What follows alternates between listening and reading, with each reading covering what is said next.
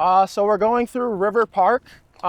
This is the park where I met my girlfriend. It's the park that I lived nearby for the last 2 years. I took my dog to the dog park here. I biked this bike lane a lot throughout those 2 years. Albany Park kind of feels like where I really got to explore cycling around the city for the first time as an adult. I lived in Pilsen previously, but I didn't get to bike as much as I wanted to when I was in Pilsen. So this is just a really happy place for me, really familiar, and it has some exceptional bike lanes, some exceptional views, and it happens to follow the river, which is actually really nice because you see a lot of wildlife, a lot of birds, you see people fishing.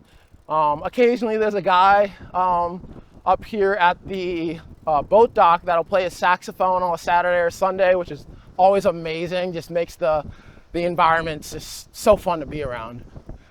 I did bike a lot during COVID, but I was in Carbondale in college, so I explored that area a lot on my bike. When I got back to Chicago, I was in Oak Park with my mom for a little bit, exploring like the Prairie Path and trails out west. And then when I moved to Pilsen in 2021, I was biking a decent amount up to go hang out with friends, but I didn't really get to explore too much of the city just due to the fact that Pilsen's a little isolated, so I'd have to get to the city or get to trails from Pilsen, and also my knowledge of where to go and what trails were available was a little limited at that time. So when I got up here, I got to explore way more trails, a lot more gravel trails that I was able to do on this bike. And yeah, it just made a big difference to be up north. It feels like a getaway from the city. It's beautiful. I love the fact that when I'm here, I forget I'm in Chicago.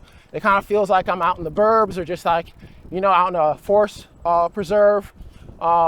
It's really nice to be able to stop and just watch and be still for a bit, because you kind of feel that rush of the city while you're here.